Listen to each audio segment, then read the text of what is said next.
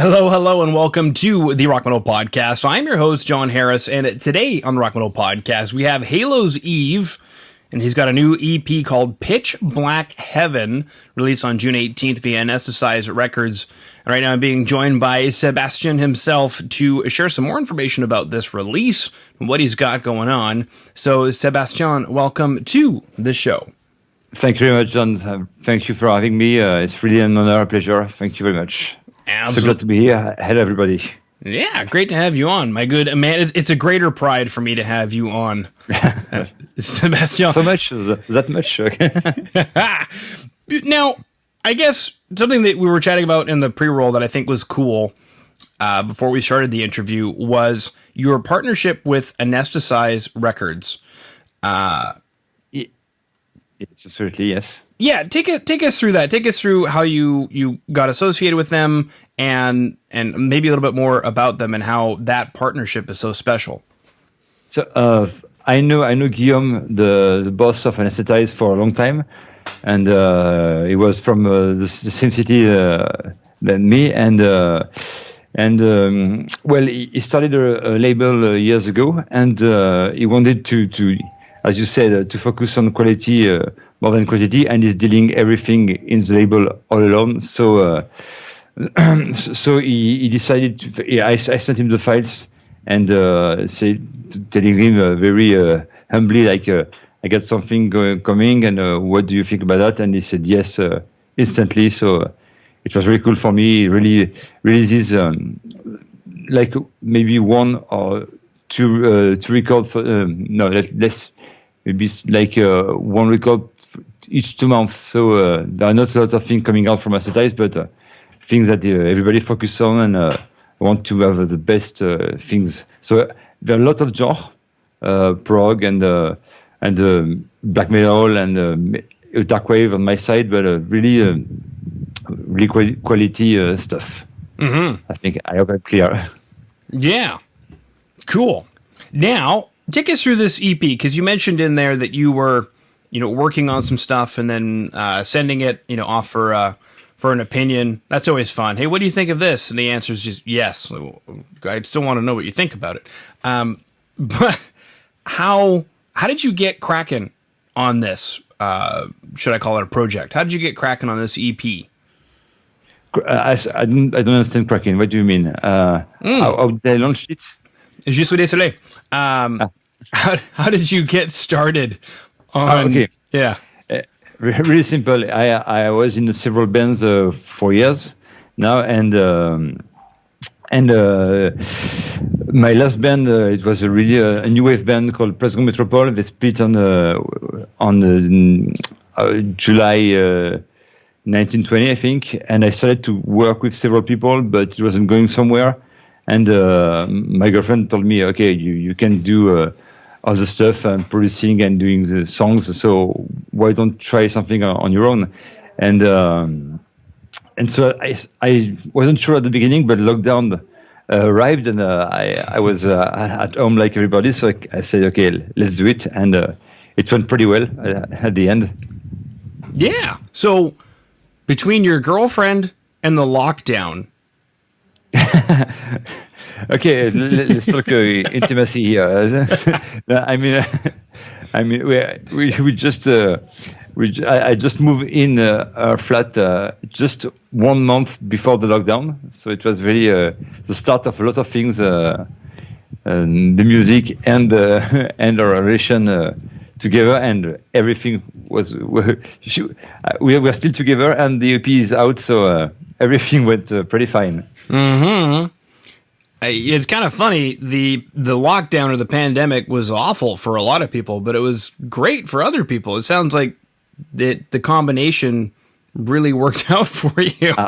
For me, it was absolutely perfect. I get a lot of time, so I can focus on the music and to dig in my to dig production, sound production, music-wise stuff, and I had enough some lockdown. So yeah, for me that's okay. Yeah, no, it was pretty awful for a lot of friends and for people that don't have things to focus on instead of a job or their family. So for a lot of people, it was really hard, but for me, that was so cool. Yeah. Now, the music video for Pharos, I have that you worked with a specific director. So I guess take us through getting involved with Florent and working on the music video for Pharos. So Florent is a friend of mine. We work together. I work as a sound engineer on a daytime job, and he's working in video. So we collaborate for our work or for our jobs, and we talked together on the office. And I told him, okay, I'm working on new stuff. What do you think? And as we were locked down together, so it went really fast. I think we talked about the synopsis in January, and we started to shoot in February. So it was really, really fast. We just really, really easy. As he's really a great guy and very efficient. So we really focused on the story we wanted to tell, and it was really, really easy. The hardest thing for me was to stand in front of the camera. It was the first time, and I was pretty not sure what I was doing. I'm used to be on stage or to be a musician, but not to be the actor. It was not simple, and he really directed me to be. I mean, to real, not to be fake or strange on the screen. So, as I can see, it went pretty well. People are not tell me that something is weird. I hope. Yeah, no, it looks great. The cinematography is great. The quality of the film, I guess, I know it's digital, but the quality of the film is great. And yeah, I mean, the storyline is captivating because as you're unfolding it, it keeps me enthralled. Like, okay, what's this picture of this boy? Oh, hold on a second. There's a map on the back. That's why his shirt said, "Let's find a place." And then, all these things are tying together, which is really great. Where was this filmed at? That you are in like a bunch of trees and mountains and snow? Yeah, I live in South France, in Nice, and it's one of an awesome place in the world where you can go to the beach in the morning and you can be in the high mountain, like a 2 hours drive. And so we went a bit in the mountain, and it was in February, so it was really snowy and really, really easy to find. Some people told me that it was in Canada or things like that, but not at all. It's South France. South France. But you expect to see the beach and Cannes and stars on the red carpet, but no, we got snow and trees. Okay, it's pretty high. It's like 2,000 meters high, I think. Wow. Something like that. Wow. Yeah, I did not know that, but it reminds me, speaking of Canada, of Vancouver. Because in Vancouver, I never went to Canada before, so friends were there, but I don't know Vancouver. How is it? It's like the same thing, like beach and mountains close? Yes. Yeah, so Vancouver, you've got the beach, and then you can go to the beach in the day, and then you've got the Rocky Mountains, so you can, within very short amount of time, be hiking or skiing after you spend some time at the beach. So it's absolutely fantastic. We can do the same thing in France. You can go to ski in March. You can go to ski on day and be on a barbecue on the beach on the evening, and that's absolutely crazy. Very, very lucky for that. Yeah, exactly. And then I went to culinary school, so I'm immediately thinking of a niçoise salad. Absolutely, yes. Niçoise salad. That's it. That's our thing. Beautiful. Well, I'm glad it's real. And I'm still watching. You're digging out some rocks now, it looks like. Yep, you're digging out some rocks. So does this storyline... I just knocked the microphone, so I'm sorry for anybody who just got hit with microphone noise. Does this story follow the song, or is this story independent of the song? In a certain way, the song is about going to it's about looking for yourself. The song says about going toward the morning star. The morning star refers to the knowledge, to the waking, to find your place. And the topic of the clip is about the same thing. We just kept it not too guided for the auditors, but so some people had a pretty different interpretation of the clip, but it's all about finding yourself, finding a place where you are fine, you are yourself. Just it's a pretty philosophical, metaphorical, easy thing to understand. But yes, it goes with the song topic. Okay. Yeah, and you mentioned people were liking it. I'm reading some of the comments here on YouTube. People are loving it. Très très bon. C'était top. On adore. What else we got? Que bomba. Which I don't think is French anymore. I think that is. I know who said that. It's one of the band's musicians, because it will be live with musicians, and it's a keyboard player and a singer. Yeah. All right. We even got a bravo in there. Bravo. Fantastic. Does that surprise you at all? It doesn't. I mean, when I work anything in it may be music or video, my focus, my plan is to that even if you don't like it, you can say it's not well done. It's not. So I try to make things this way, and it's my direction. Whether I work on music or video, on anything lyrics.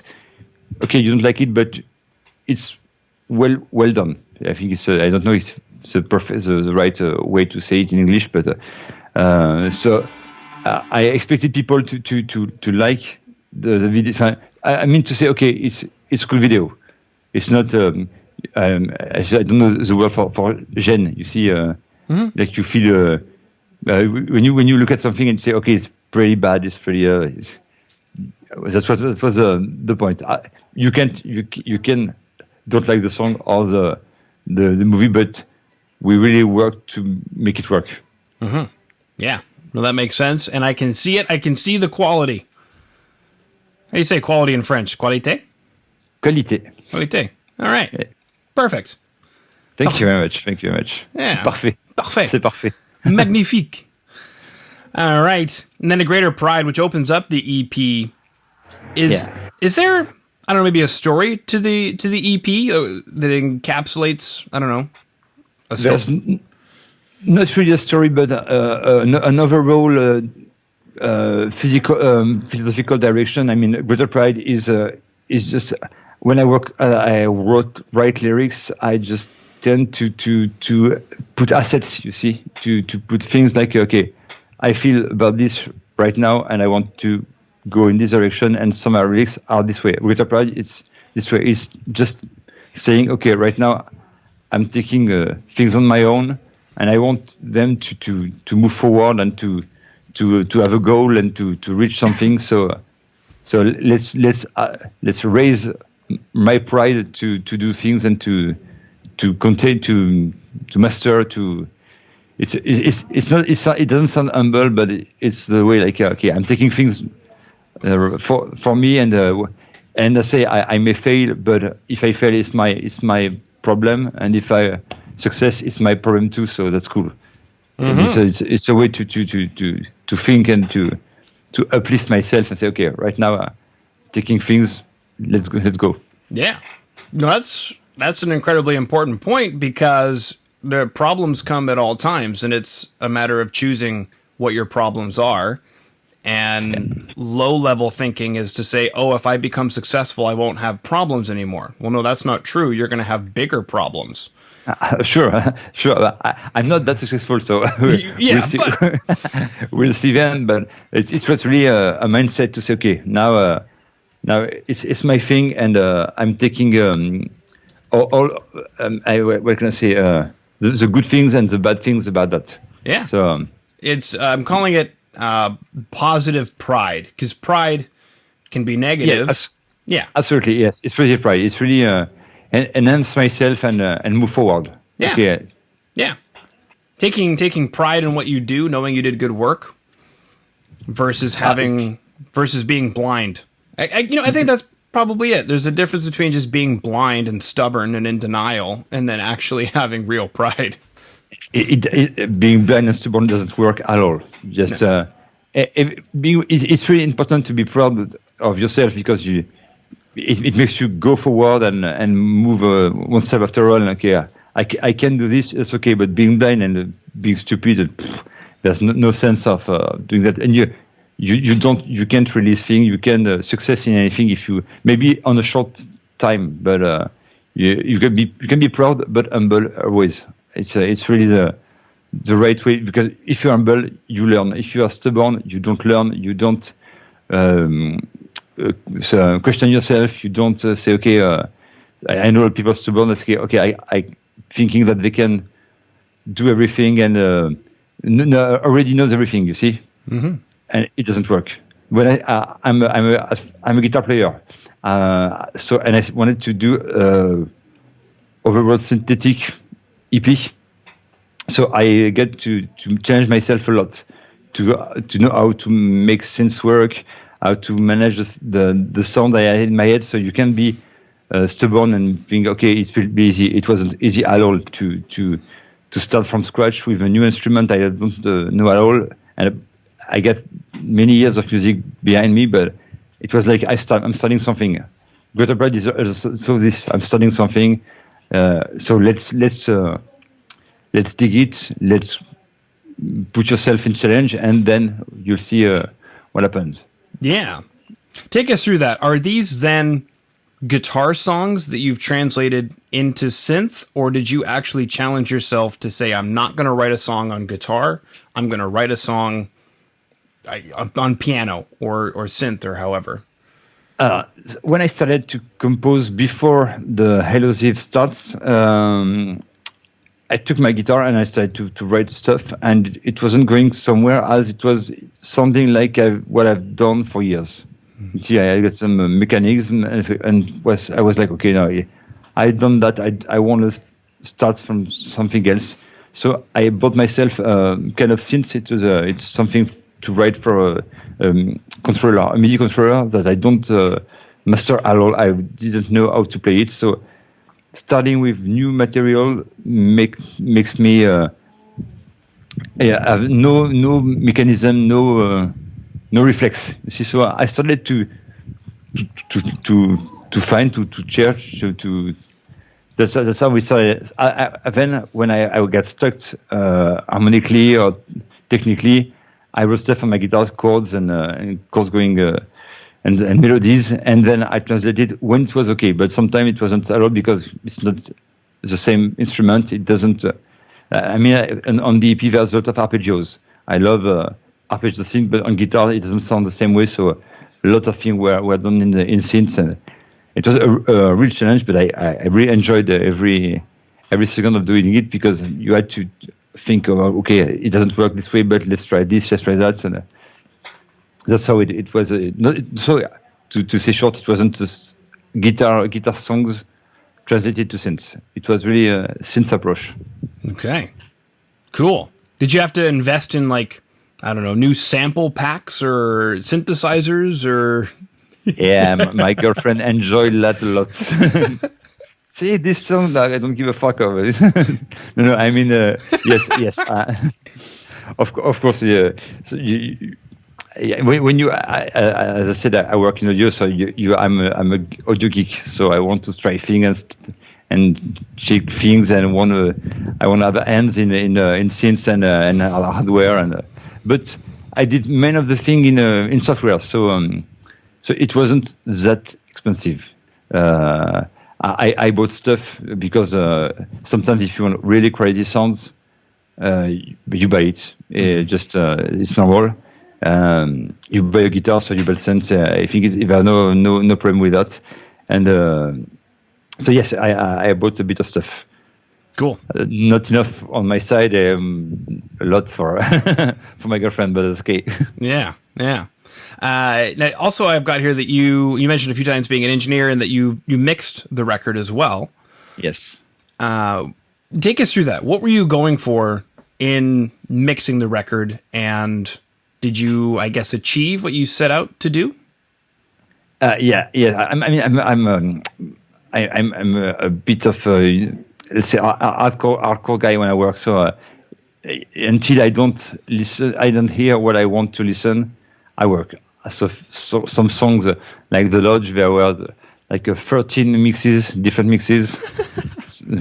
It's insane. Yeah, I know it's insane. When I open folders, I get like mix 1, mix 2, mix 1.3. Yeah. And if I don't hear what I want to hear, I start again. I change things. Maybe structures or lyrics or melodies until the mix is done. Trying and change and try and fail. And yes, it was the main thing that it's just you have to fix limits on each thing. When you wrote the song, okay, the song is okay, it's done. Now let's do the melody and the lyrics, okay, and you have to be sure of each step before moving to the next, because when you start to mix, thinking, okay, the guitar is shit this here and the drums sound like this, and so you have to be focusing on the mixing when you are mixing, because if you think about the melodies and issues in the songs and the interpretation, it doesn't go anywhere. So it really takes time to do the right thing in production, then mix in composition, and step by step. If you want to do everything at the same time, at the end it's a mess. Mm-hmm. It's very technical, but that thing that's how I think it works well. Yeah, we call it in English putting on different hats. So instead of trying to put all of your hats on your head, which looks silly, you just go, okay, today I'm the producer. Today I'm exactly the keyboard player. And most of the time I'm the student. Yeah, I try, I learn. Then okay, it works. Let's translate it in a song. Okay. Mm-hmm. Beautiful. Okay, so Sébastien, today we chatted about your partnership with Anesthetize Records. We chatted about, thankfully, because of the lockdown and your girlfriend, we now have a record to chat about. So go tell your girlfriend I say thank you, merci. And I tell her. Good. Très bon. And then we chatted about like producing and mixing and your own record, which I think is another cool part of it, because you could have said, man, I want somebody else to mix it, as like another ear, but you did it yourself. So this is cool. I have a friend at the really end to master the thing. You see, there's a last step called mastering, and you got a friend with, you see, mastering is just putting the stuff like glued and quality wise to be on YouTube, Spotify, and record. There's a lot of norms. So he was here at the end to say, okay, in this place there's maybe something to fix, and it was my only technical here at the end, but he did a good job to make me change a little thing to have everything sharp and tight and strong. That's right. And we even chatted about finding yourself, knowing yourself, and coming to a place where you have what we referred to as positive, prideful thinking. Being proud, but being humble. Yeah, that's it. I try to say that. You mean when you try to work together, sometimes you are challenging with your ego. Like, okay, am I taking too much space? Am I you grow? I don't know how to explain that pretty well, but you don't want to be the elephant in the room at the end. Like, okay, I do this and do that and okay. You get to manage a bit yourself. It goes with the age and the wisdom. That's right, age and wisdom, baby. Age, wisdom, and having a good girlfriend. I sound like I'm 80, but no. It kicks in at some point. Cool. All right. Well, thank you so much for coming on to the Rock Metal Podcast today. John, thank you very much. It was a pleasure. Really, so cool. Merci beaucoup. De rien. Great. So I'm really glad you enjoyed the EP, and I'll send you next EP. I hope before. I will just wait for the new lockdown, and you'll have a new EP. Beautiful. Awesome. No lockdown. That's okay. We're done with that. But now it's time to play music live. So let us out and let us do music and stuff and play festivals and have a good time. Yeah.